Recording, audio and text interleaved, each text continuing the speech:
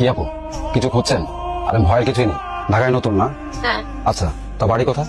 বান্দরবান। ঢাকায় কেউ থাকে না? না। আচ্ছা সমস্যা নেই, ঢাকায় প্রতিদিন অনেক মানুষ আসে, এসে আপনার মতন এই ঠিকানা খোঁজ করে, কেউ কেউ পায় আর কেউ হারিয়েও যায়। মানে?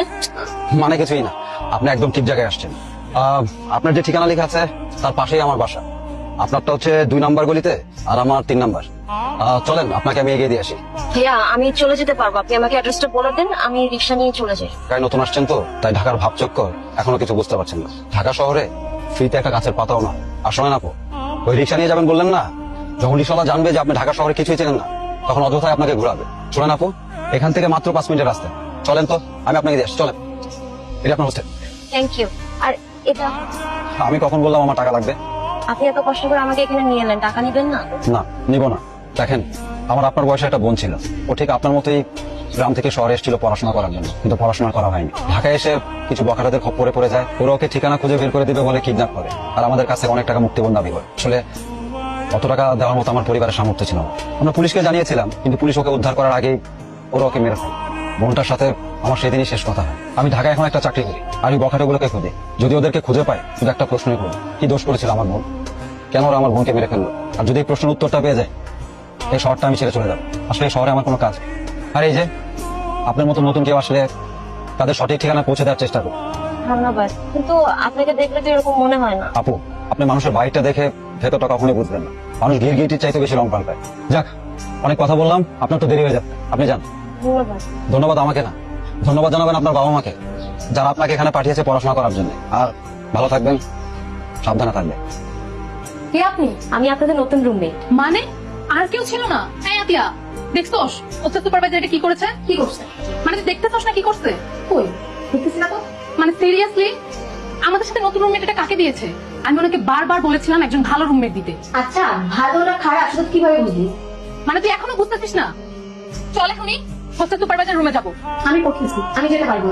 আর তোর সমস্যা হলো তুই যা, তুমি এখনো দাঁড়িয়ে আছো কেন? যাও, বেগে গিয়ে ব্যাপারটা পুরো গুছিয়ে নাও। আর তুমি যে ওটা দেখছো তখন হচ্ছে তোমার বেগ। এই সুপারভাইজার নামে আমি কমপ্লেন করবো। আমাকে বলে কিনা আমার সমস্যা থাকে আমি যেন বের হয়ে যাই। মানে নতুন একটা মেয়ের জন্য সে আমাকে অপমান করলো। কি রে, তুই কি এখন চুপ করে থাকবি? এই যে দেখেন, আপনি এই রুমে আসছেন ভালো কথা, কিন্তু এখানে বেশি দিন থাকা যাবে না।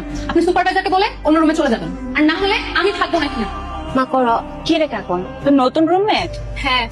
কোন দেশে এটা? চাইনিজ না জাপানিজ? আর এতক্ষণ কোন দেশের ভাষায় কথা বলতেছে? আই মিন বড়াপু কি বলছে শুনছো না? শুনছি। আরে এটা দেখি বাংলায় কথা বলতে পারে। কি কার সাথে কথা বলতেছিলা? মায়ের সাথে। তো কি মায়ের কাছে কমপ্লেন? না ঠিক মতো পৌঁছাইছি সেটা জানালাম। তুমি তো এতক্ষণ চাইনিজ ভাষায় কি বলতেছিলা এটা তো আর আমরা জানি না। শোনো, তোমাকে একটা কথা বলি, এখানে থাকতে হলে খাঁটি বাংলা ভাষায় কথা বলতে হবে। জি বুঝছি। ওই থেকে আসছে এটা। আই মে তোমাকে না বলেছিলাম সুপারভাইজারের সাথে কথা বলতে বলেছিলা? জি আপু। তাহলে জানি কেন এখন রুম থেকে? আপু কোথাও কোনো সিট খালি নাই, সুপার বক্স এই রুমেই থাকতে। ও আচ্ছা, সুপার বল এখানে থাকতে তাই তুমি আবার এই রুমে চলে আসছো। আর আমি যে তোমাকে রুম থেকে যেতে বললাম সেটা? আপু আমি বলছিলাম সত্যি, অন্য কোনো রুমে সিট খালি থাকলে আমি নিজেই চলে যেতাম। অন্য কোনো রুম সিট আছে কি নাই সেটা আমার দেখার বিষয় না। তোমার সাথে আমি রুম শেয়ার করতে পারবো না, তুমি এই রুম থেকে বেরো। আপু আর কয়েকটা দিন থাকি। কয়েক মিনিটও না, বাইরে চেয়ার আছে ওই জায়গায় গিয়ে বসে থাকো। চলে গেল এটা? যায় নাই, বের করে দিস। বলিস ওরাতে কোথায় থাকবে? যেখানে ইচ্ছে থাক, সেটাকে আমার দেখার বিষয়। আমি ওর সাথে রুম শেয়ার করতে পারবো। আর দেখোস না কি একটা চাদরের মতো পড়ে আছে, দেখলেই তো কেমন যেন লাগে। সবই ঠিক আছে, তো তারপরে ব্যাপারটা একটু বেশি বেশি হয়ে যাচ্ছে না? তোর যদি এত পুড়ে তাহলে তুই তোর রুমে নিয়ে জানা। শোন, ও যদি হোস্টেল সুপারভাইজারের কাছে কমপ্লেন করে তুই কিন্তু বিপদে পড়ে যাবি। কে কমপ্লেন করবে? ওই মেয়ে। হাহ, ওর সাহস আছে। আর আসার পর থেকে যে পরিমাণ র‍্যাক খাচ্ছে, ওর সাহস হবে কমপ্লেন করার। তাই কাকু, মামিয়া করি। আমি কি করে জানবো? এই তুমি এখানে কি করছো? আপু আমি রুমে ছিলাম, ভাল লাগছিল না, এর জন্য ছাদে আসছি। একদম মিথ্যা কথা বলবা না, আমি সব জানি।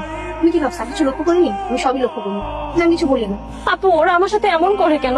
আমি পাহাড় থেকে আসছি দেখে? আমি ওদের মতো দেখতে না তাই? সবাই কোথায় এমন করে? হোস্টেলে তো আরো মেয়েরা আছে, তারা কি তোমার সাথে এরকম করে? না তাহলে দুই একজনের কথায় তুমি কেন কষ্ট পাচ্ছ? আপু আসলে আমি এই শহরে অনেক স্বপ্ন নিয়ে আসছি, লেখাপড়া করব, একটা ভালো চাকরি করব, বাবা মার দুঃখ দূর করব, কিন্তু এখানে এসে আমার মনে হচ্ছে আমার ফিরে যেতে হবে। আমি এখানে কোনো মতে সার্ভাইভ করতে পারতেছি না। আমরা যারা এই শহরে বাড়ি থেকে আসি তারা অনেক স্বপ্ন নিয়েই আসি, যে ভালো একটা জায়গায় পড়াশোনা করব, ভালো জায়গায় চাকরি করব, কিন্তু আসার পর আমাদের ধারণাগুলো সব ভুল করে নিতে হয়। আমরা যতটা সহজ মনে করি আসলে ততটা সহজ নয়। এই শহর অনেক স্বার্থপর, এখানে কেউ কারো আপন না, এখানে নিজে নিজে আপন হয়ে থাকতে হয়। আর তুমি কি ভাবছো তোমার সাথে যদি একাই এগুলো করতেছে? আর অনেক মেয়ে আছে যাদের সাথে এগুলো প্রতিনিয়ত ঘটে। আর কে কি বললো কে কি না বললো এগুলো নিয়ে নিজেকে কষ্ট দিও না। তুমি কখনো নিজেকে আলাদা ভাববা না।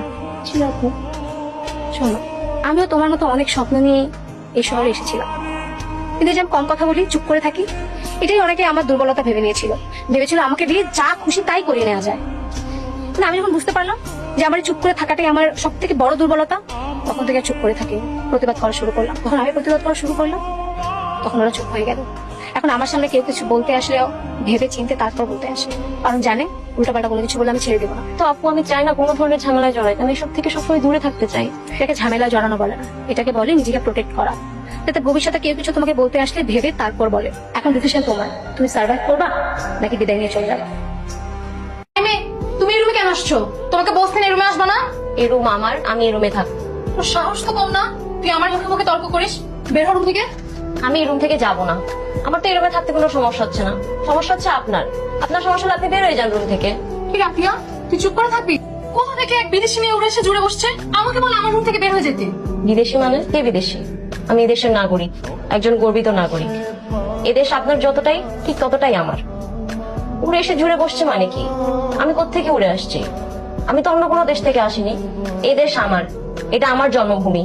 এই দেশের যতটা অধিকার আপনার রয়েছে, ঠিক ততটাই আমার অধিকার রয়েছে। আমি পাহাড়ে বড় হওয়া মানুষ, আমি জানি কিভাবে সার্ভাইভ করতে হয়। সুতরাং আপনি নিজেকে সম্মান দিতে হলে আপনি আরেকজনকেও সম্মান দেন। কি রে, চুপ হয়ে গেলে কেন? একটু আগে কি যেন বলতেছিলি? কি কথা শেষ নাকি কথাই খুঁজে পাচ্ছিস না এখন? মানে তোরা প্ল্যান করেছিস আমাকে অপমান করার জন্য? প্ল্যান? আমি তো দেখতেছি এটা আসার পর থেকে তুই ওকে বিভিন্ন ভাবে অপমান করে যাচ্ছিস। আমি সবই দেখতেছি, কিন্তু আমি কিছু বলতেছি না। আচ্ছা, তোকে একটা কথা মনে করি, এই যে কিছুদিন আগে তুই হোস্টেলে ফেরার সময় রাস্তায় কিছু বকাটে ছেলে তোকে হ্যান্ডেস করলো। তুই তো হোস্টেলে ঢুকিস কি কান্নাকাটি, একদম সুইসাইড অ্যাটেম্প পর্যন্ত নিয়েছিলি তুই। তখন আমরা সবাই মিলে তোকে মেন্টালি সাপোর্ট দিয়ে ওই জায়গা থেকে বের করে নিয়ে এসেছি। আর সে তুই কিনা এই মেয়েটাকে অপমান করে যাচ্ছিস।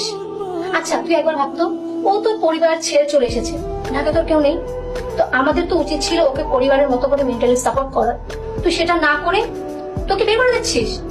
আচ্ছা ধর, তুই ওকে বের করে দিলি, ও কোথায় যাবে? আজকে ওর যদি কোনো দুর্ঘটনা ঘটে, তুই সারা জীবন নিজেকে মাফ করতে পারবি তো? Miss sorry. আমাকে কেন সরি বলছিস? যদি সরি বলার হয় ওকে বল। সরি আপু, আমাকে মাফ করে দিও। সরি কেন বলতেছেন আপনি? আপনার আমার বড় বোন, আপনার আমার পরিবার, আর আমি তো ছোট। আমি ভুল করে তো আমাকে শাসন করবেন। তুমি কোনো ভুল করো নাই, ভুলটা আসলে আমারই, আমার ইগোর। তোমার জায়গায় আমি থাকলে আমারও ঠিক তোমার মতোই খারাপ লাগতো। আমি আসলে বুঝি নাই, তোমাকে না বুঝে অনেক কিছু বলে ফেলেছি। পারলে আমাকে মাফ করে দিও। আপু, আপনি অনেক ভালো মনের মানুষ, আপনি কোনো কষ্ট নিবেন না। আমি এখন বাসায় বলতে পারবো যে আমার দুইটা বোন আছে, আমার বাসায় আমাকে নিয়ে আর চিন্তা করা লাগবে না। অনেক কথা হয়েছে, এখন হচ্ছে ডিনারের সময় হয়ে গেছে, আমরা ডিনারে যাবো। খেয়ে এসে তারপর অনেকক্ষণ গল্প করবো। আর শোনো, আমি কিন্তু তোমাদের বাড়িতে বেড়াতে যাবো। আমার পাহাড় খুব ভালো লাগে, আমি খুব ভালোবাসি পাহাড়। আর তোমার এই থামি পরে আমি পাহাড়ে পাহাড়ে ঘুরে বেড়াবো। আমিও যাব, আমার খুব ইচ্ছা আমি পাহাড়ের চূড়োয় বসে হাত দিয়ে মেঘ ছুবো। আমিও আপনাদের আমার গ্রামের বাড়িতে নিয়ে যাবো। আমরাও আমাদের বাড়িতে তোমাকে নিয়ে যাবো, যে আমাদের এত ছোট্ট একটা সুন্দর বোন আছে, আমাদের পরিবারের সাথে পরিচয় করে দিতে হবে না? চলো, এখন পেতে যাই।